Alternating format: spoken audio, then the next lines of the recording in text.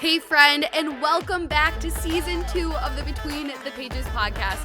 I am so excited that you are here and you decided to join us for this conversation today. It is in all goodness as we continue to navigate life in between the valleys and the mountaintops. Our team is so excited for this season as we have more topics, more guests, and truthfully, our team is learning alongside with you of how we can intentionally pursue Jesus in everything that life brings. We are so excited to welcome back Lakeview Covenant Church as our season 2 sponsor for the episode. So get comfortable, grab a cup of coffee, grab a Bible, put in your headphones, and join us for today's conversation. Well, hey friends, and welcome back to the Between the Pages podcast. I'm so excited. It has been quite a while since I have been able to just real talk it with all of you. I'm so excited for this episode in particular, where we are just going to kind of break down a season of life that I have been in, that I've gone through, that Jesus has really just truthfully shown up, where he's challenged me, where I have physically spent nights on my floor just weeping. Weeping in brokenness, weeping in surrender, weeping in triumph, and just weeping out of joy. It has been quite a month, quite a few months actually. But I think that there's so much goodness and faithfulness in this conversation that we're going to have of not only trusting God, but surrendering different aspects of our life to God, and also just letting go and letting God take control, letting go, letting God write the story. So I am kind of excited because I wanted to title this this episode as my time in Jesus boot camp. And I know that's kind of a weird thing to say of like, what is Jesus boot camp? But y'all, truthfully, at the beginning of May, little backstory, beginning of May ended up really getting to a point where I was like, God, I am just so confused about a lot of areas in life. I'm so hurt. I'm so feeling like I'm trying to control something that I shouldn't control. It's like every single area of my life, relationships, friendships, church, boldly seeking, all of my extracurricular stuff, like my photography business, my career in and of itself, my job, like everything just turned into like this big ball of fishing line that I was trying to untangle. Y'all, when you're trying to untangle fishing line, you can hardly like tell what you're doing. And truthfully, sometimes you create more knots than you're actually helping the whole thing. And that is literally how I felt like my entire month of May. And truthfully, honestly, June was at the same time. It was a time where Jesus was like, y'all, you are going to have to like be in the word and actually like physically start surrendering things to me, because I was at a point where I could not handle everything on my own. I was like, Jesus, I cannot do this on my own. I cannot handle this on my own. I need you to take control. So at the beginning of May, I started on my Jesus boot camp journey, and I was starting to read in the book of Ruth. And that is kind of a lot of where we're going to spend our time together this episode, is in the book of Ruth. I think it's so beautiful how this story is basically like a love story, but also is a parallel story of the redemption that we have through Jesus. And you see so many parallels between Ruth and Boaz, but also Jesus to the church. And as I was beginning to read this, I was like, oh my goodness, like Jesus is challenging me so much. At the time that I started this, I was kind of going through a really confusing time of relationships. And I was like, you know what, God, like I'm in this like season of waiting and I don't really know what's going on, but I know that I just have to get into the word. And as I was reading through verse 1 and then going on to verse 2 and specifically chapter 1 in and of itself, y'all, let me tell you something. When I got to the questions of the first day that I did this study, I completely felt like just added by Jesus. Because as I was going down, question 1 was, in what ways are we tempted to do things our own way instead of trusting the Lord? Question 2, what is a way that you've seen God bring good from a bad decision or situation in your life?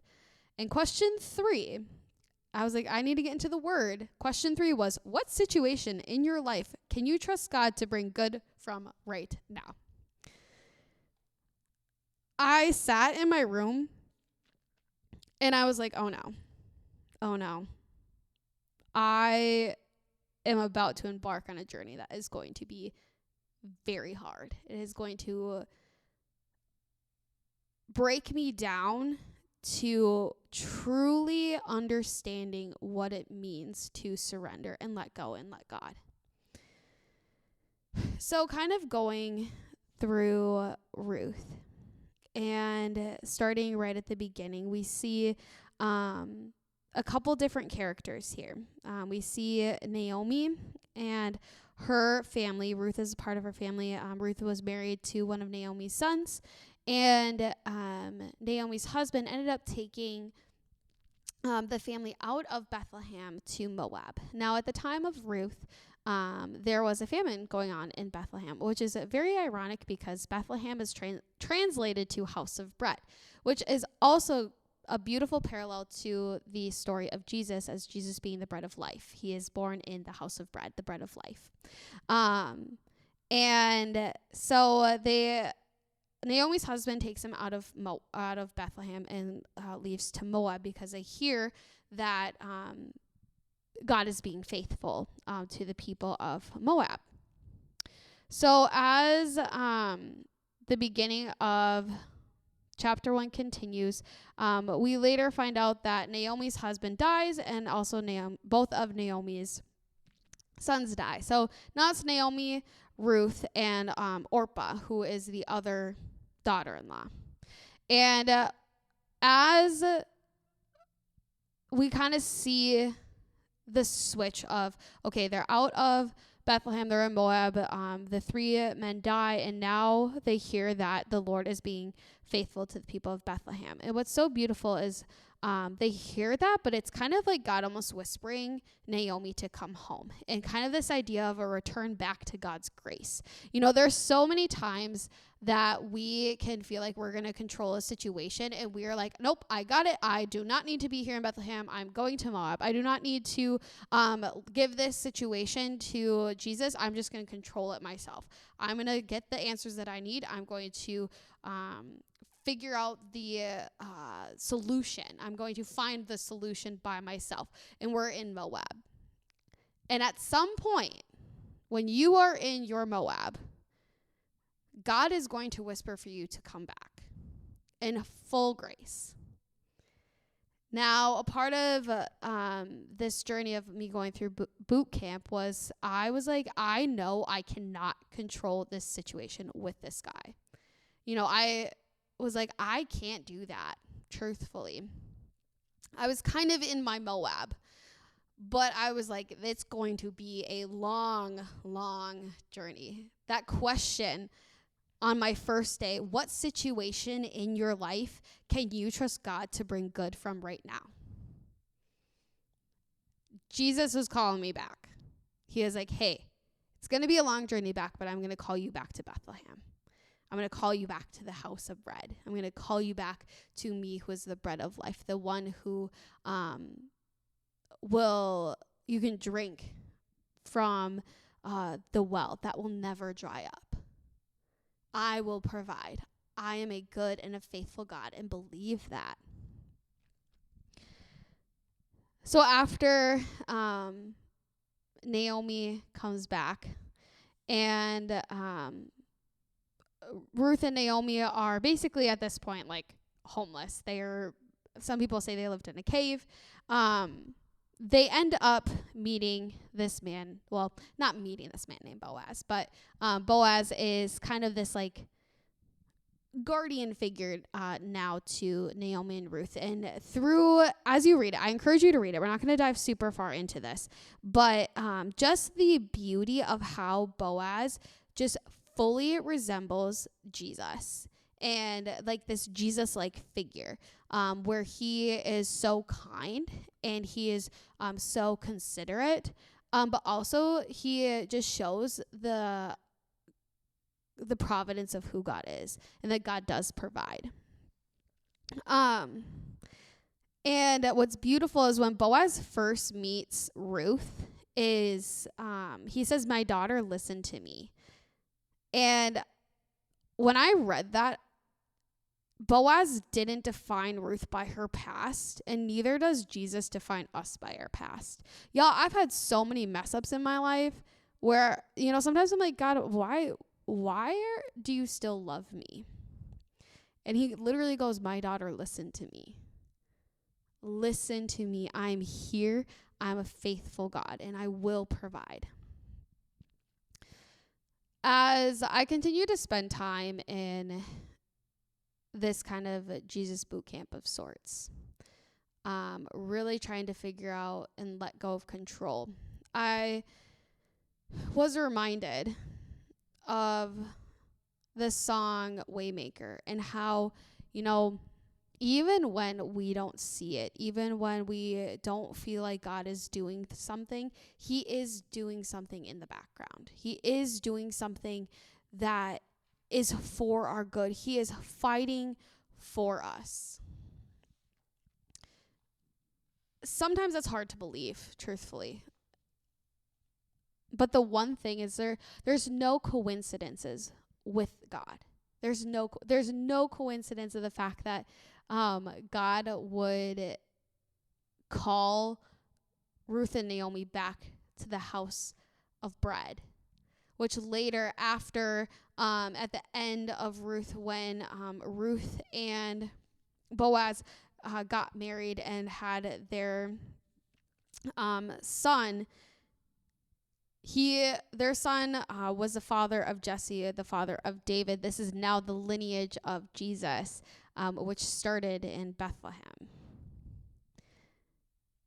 And it's so beautiful because there was one night where, when I was reflecting on, God, I don't really feel you working. I'm confused. I'm annoyed. I'm angry. I'm angry at the situation, but I'm angry that I can't feel anything. Like, I should be feeling your presence right now, or like some sort of answer, or just like trying to figure out, like, God, like, nothing makes sense right now. Nothing makes sense. What am I supposed to do?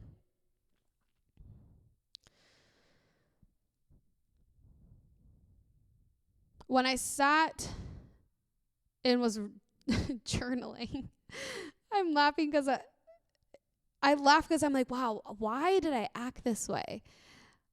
But I sat there and I was like, Rebecca, what are you doing? Yes, you can be angry, but no matter what, we're all going to face difficulties, but it's how we react that's so important. How am I responding to a situation where God is like, this is going to be confusing for you, but I want you to surrender this to me, to trust me, to surrender and let go and let me do what I know how to do. Y'all, God knows everything about your life, and you can only see a millisecond ahead of where you are in this very moment. And when I was reminding myself of that, I was like, why am I not surrendering things to Jesus? And it began this journey where I now was like, I'm going to trust God in the waiting and praise him for redemption. Because here's the thing is, when we praise Jesus, he has already redeemed us when he died on the cross, and we get to lavish in that. We get to have joy in that we are redeemed. So why am I not acting the same way like that now? Yes, it's confusing. Yes, we're human. But I wrote this note down that says, when we surrender our situations that come up in life, we give space for Jesus to move and show his power.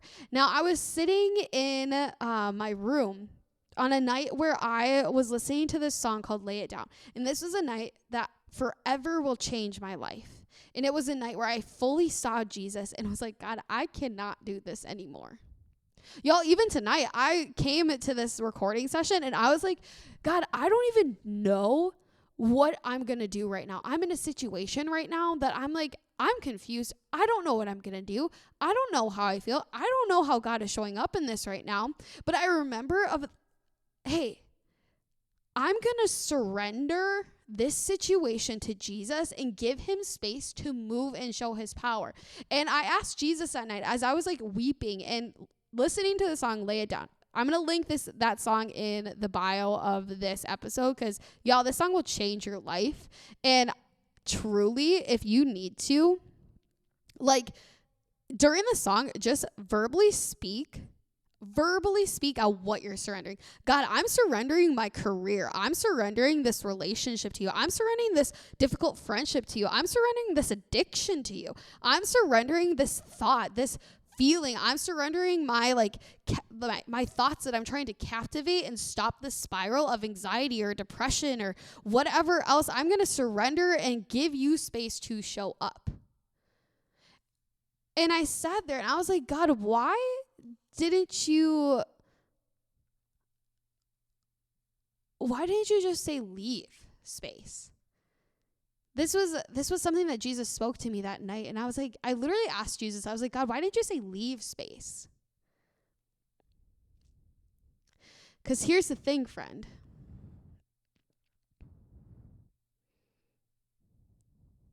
When we give space, we are acting out of surrender and we are acting out of faithfulness.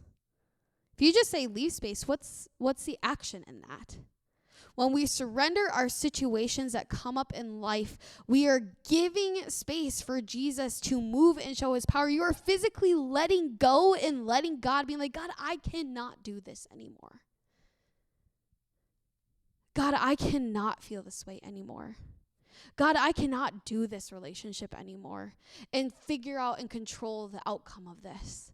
I have to give you space to move. And sometimes that's hard because when we are giving space, there also comes the second part where we now have to wait and trust that the Lord is at work for us. And that is hard.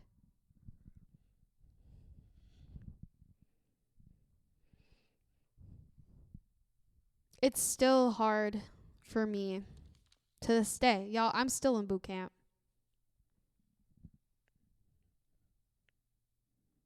I'm still figuring things out. I started this thing, and this is an action item. If you are someone like me who sometimes it's hard to surrender things, I am a planner. I plan things for a living. I love to have control. I love to plan. And truthfully, for me to let go of things is so freaking hard. It is so hard because I'm like, God, I want to know the answer. I want to know what's going on. And sometimes I literally have journaled. I'm like, God, how does my life end up in 6 months? How does Boldly Seeking end up in 6 months?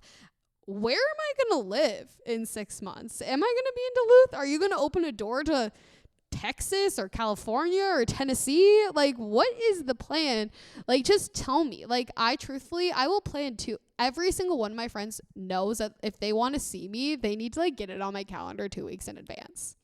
Straight up. And so for me to take this word that Jesus gave me of surrendering and giving space for Jesus to move was really hard for me. And I picked up a empty journal and I just started writing. And I still have this journal. And I started being like, hey, Jesus, this is how I felt today. This is something that happened today. This is something I have to physically let go and let you move. Writing everything down in what I call my surrender journal. Everything that goes in that journal, I surrender to Jesus to say, hey, I can't do this. And this is how I'm giving you space to move. And when I shut that journal, when I shut that notebook, I say, all right, Jesus, I'm letting go and letting you do your thing. And it has been so freeing. So freeing. It's still been challenging, I will say. I know even tonight that I will be surrendering a lot of things in that journal of just, thoughts or situations that have come up in the last week. But it's also a beautiful reminder of the faithfulness and goodness of who God is. There's been some times in this whole Jesus boot camp, because I think it's also good, and it has been really good for me in the last couple months, to go back and read. Because I see like something, I'm like, God, I'm surrendering this to you. And then 2 weeks down the line, I'm like, God, wow, this has been redeemed. And to see Jesus show up. Now, I want to put this out there. Sometimes it's going to be a while. Sometimes it will be a while for Jesus to show up and redeem a situation. But what I will say is if he has not left something good, he is not done. Jesus will never leave something that's not for you. He is going to turn a situation for good. And I mean, here's the thing is, let's take the relationships, for example. It's the easiest thing. You're in a relationship with a guy or a girl, and you're kind of struggling. You're wanting to have hard conversations. If this person is not meant for you, you're going to have closure one way or the other. Either they're going to ghost you or you're going to have a hard conversation. And you're going to be like, God, why am I still single? Like, is there something wrong with me? No, there's nothing wrong with you at all. You are a child of the Most High King. You have a good and faithful Father who knows exactly what you need. But here's the thing, is that relationship, yes, it ended, but God's not done yet. Because when it comes to your relationships, it will end good. The same thing with your career. You might be struggling, you might be going through something, and let's say, like, you get let go. There was a point for me where back in COVID, I was at a job for 51 days before I was let go. Yes, it was due to COVID, but I was like, God, where is your goodness in this? And he's like, I'm not done yet. I went to my next job, and I loved it. However, there was a couple things that I was not okay with. And I was like, God, I'm struggling because I know I need to leave this establishment, but I don't know where to go next. And he opened a door, and he's like, I'm not done yet. There's still good to come. And you'll know when it's good. And as I'm saying that now, it's so much in parallel to how do you live your life for Jesus? Jesus will always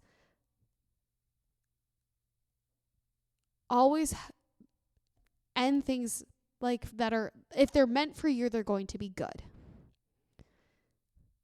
But also the one thing that I want to have at the end of my life is that Jesus says, well done, my good and faithful servant.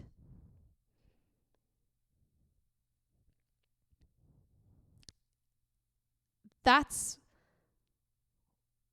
my goal in life, is to be able at the gates of heaven to hear Jesus say, well done, my good and faithful servant.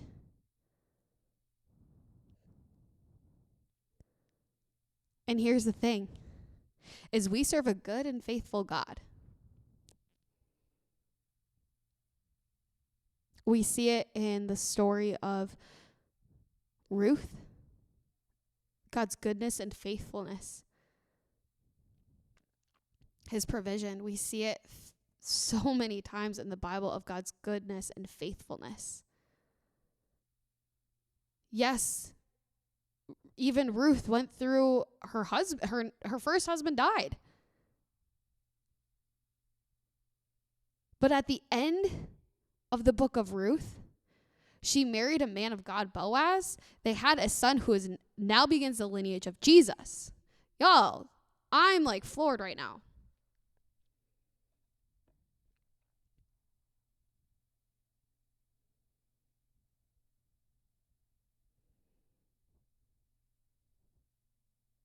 And you may not feel like God's going to be good and faithful to you. I've had my moments where I'm like, Jesus, am I being too controlling right now? Am I trying to control a situation? He's like, probably. You're going to be writing that in your journal tonight. But even when you feel less than, friend, I want to tell you that you're more.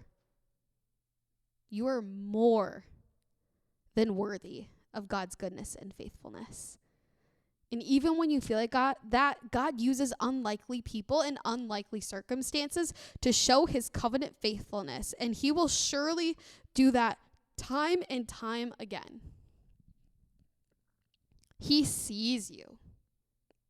He knows what you're feeling. He knows what you're struggling with.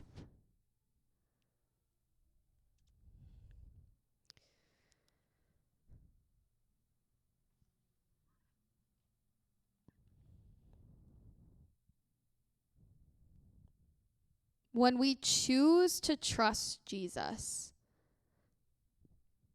our lives put the faithfulness of God on display. When we choose to trust Jesus, our lives put the faithfulness of God on display. Now, I want to put these three parts together.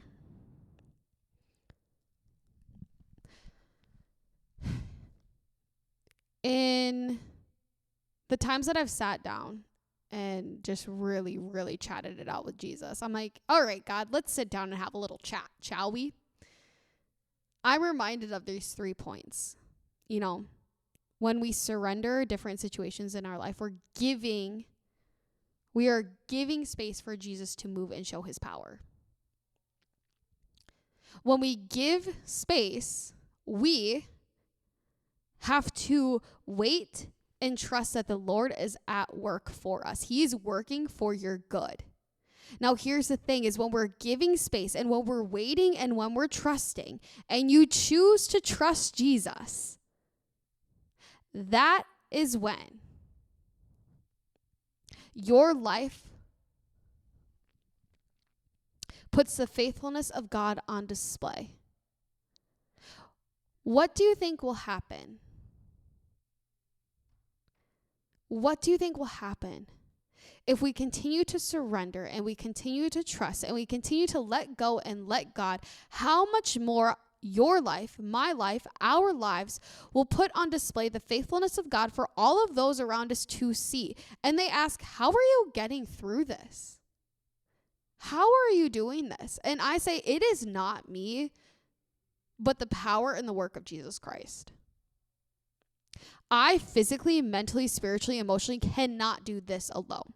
I have to surrender this to Jesus and let him work for my good. He wants to work for your good. My brother, my sister who is listening to this, I cannot express enough how much Jesus wants to work for your good.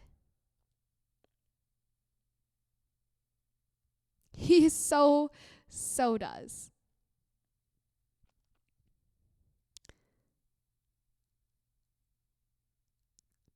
When I think back on the last month or so, my posture of waiting and my posture of surrender went from, Jesus, I cannot let go of this because I want the control, to truthfully, Jesus, I don't want the control anymore. I can't. I don't have the full capacity to control every single outcome of my life. Because I know that you are good and I know that you are faithful and you have proven that time and time again. So why wouldn't I just let you take the reins?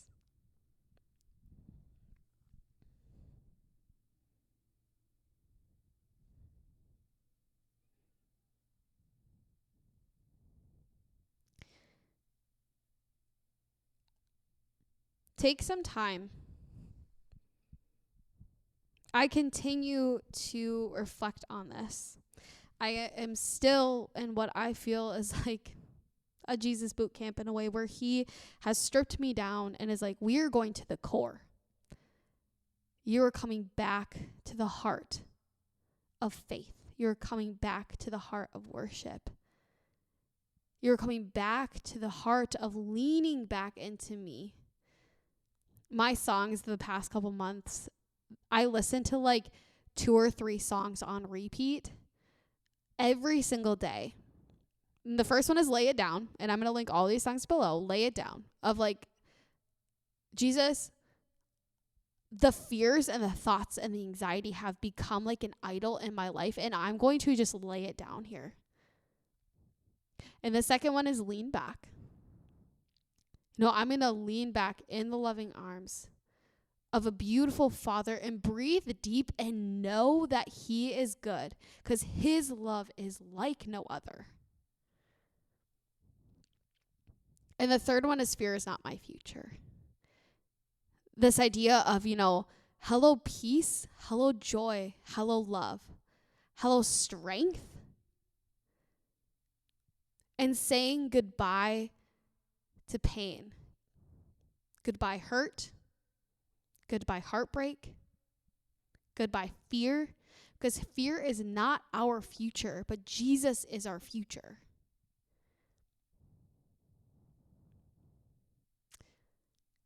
And I even think back, I'm sorry, but I came tonight to record this and I felt so unprepared. I felt so unprepared that I was like, God, you're just going to have to move through me. And as I'm sitting, if those of you who are watching on YouTube, I'm like sitting with all of like my Bible and things, and on one of the pages it has 2 of the sticky notes that I wrote down. But then a quote in the devotional that I was doing during this boot camp. And Jesus works in mysterious ways. He works in parallels sometimes. And as I was listing off those songs to you guys, I realized it's the same 3 steps. The same 3 steps that we just talked about. Lay it all down. We're surrendering and giving space for Jesus. The song Lean Back. We can wait and trust because Jesus is at work with us because he is good.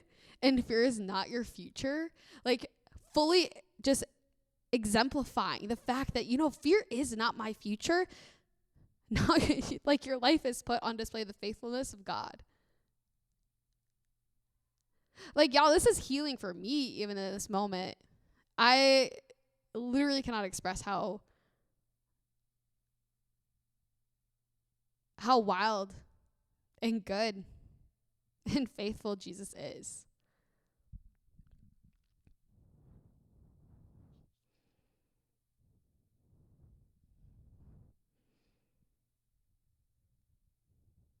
Because Jesus will never leave you empty,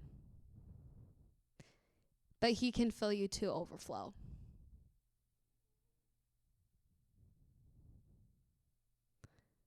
There's been so many points in the last couple months where I have just felt empty, where my anxiety and my depression came back at full force, that I've spent moments on the ground crying, felt like I just had to isolate from people. But I get to points like right now where I'm reminded so much of the past couple months, but how God continually redeems, how he continually shows his love and faithfulness. That sometimes you just have to smile because you're just overflowing with joy and gratitude that Jesus loves you so, so much, that he's willing and wanting to take on the hurt that you have, to take on the anxiety that you have, to take on any hurtful situation or any confusion that you have. He wants to take that.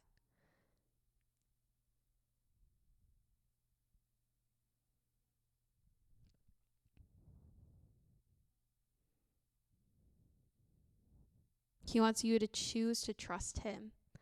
And when you choose to trust him, it'll be crazy in a good way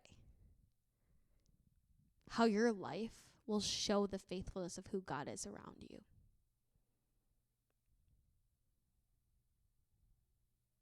He's good. He's good. He's faithful. We see it time and time again. And it's a continual cycle.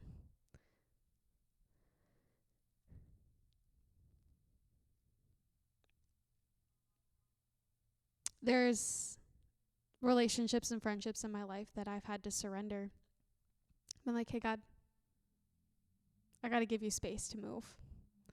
And I'm going to lean back and trust you because fear is not my future.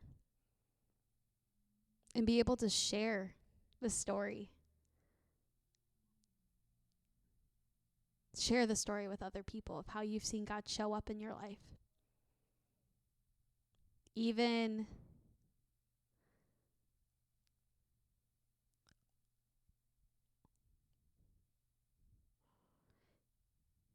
with things with boldly seeking in between the pages. You know, I've always had this fear. This is just me being straight up and honest. I think part of this podcast, we've just wanted to have honest conversations. And part of my fear is, will it all just come crashing down? That I've had to surrender that fear and be like, God, I'm surrendering this fear to you right now.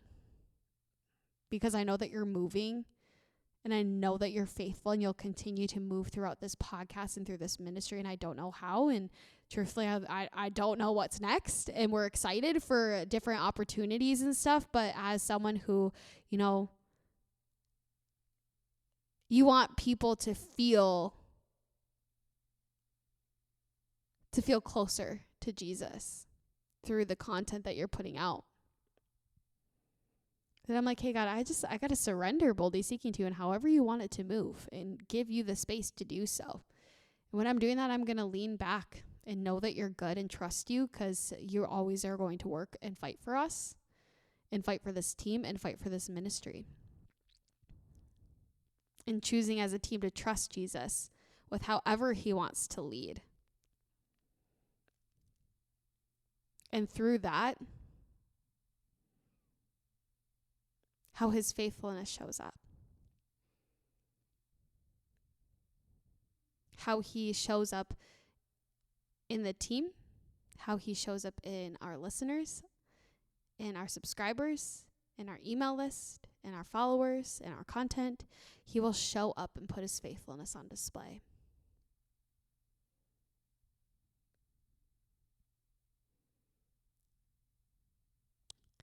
Ruth didn't force Boaz to like her.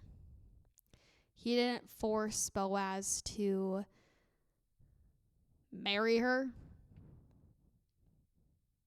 What she did was surrender and give space for Jesus to move. And what happened was Jesus brought Boaz to Ruth. Boaz provided for not only Ruth, but also Naomi.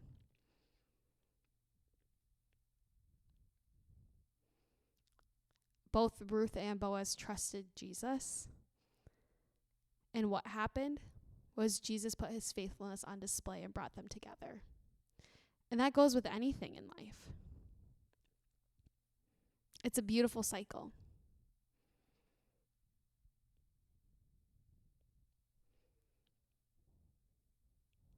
So I encourage you, as we wrap up this episode, to sit with the question, what situation do I just need to let go and let God?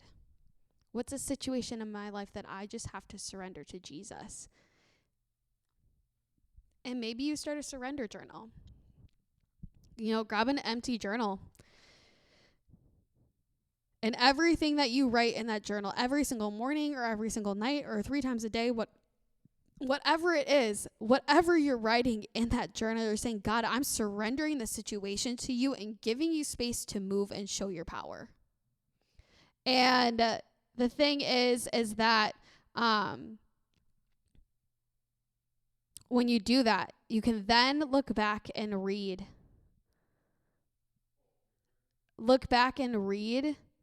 how God has continually shown up, how he has continually showed his faithfulness.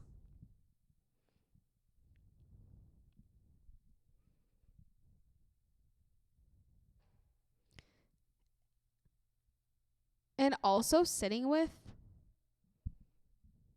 how has God even shown up in previous situations? How has he shown his faithfulness in previous situations? And celebrating that. Share that with a friend. Share that with a mentor. Share that with an accountability partner. Be like, hey, I'm going through a hard time. I just need to remind myself, God is faithful and he's good and he'll be faithful and good to me. And this is how he's shown up before. And he will show up again. Friend, I thank you for listening, for being in a vulnerable place with me, for sticking with me through it. I know that it was a little bit of a slower pace episode, but I think it's a very thought-provoking thing. And y'all, we witnessed Jesus together today. We witnessed Jesus together in this episode of new correlations, new thoughts, new ideas that remind us of the characteristics of who God is. So I thank you. I am so blessed to have all of you a part of this community. I'm so excited for the conversations that we'll continue to have, for the tough and vulnerable conversations to come. Because let's be real here, between the pages, it's all about the ups and downs of life. So we're talking down, but we moved up the mountain, and how we can travel through the valley, through the mountaintop and the plateau together by continually reminding ourselves of how good and how faithful God is.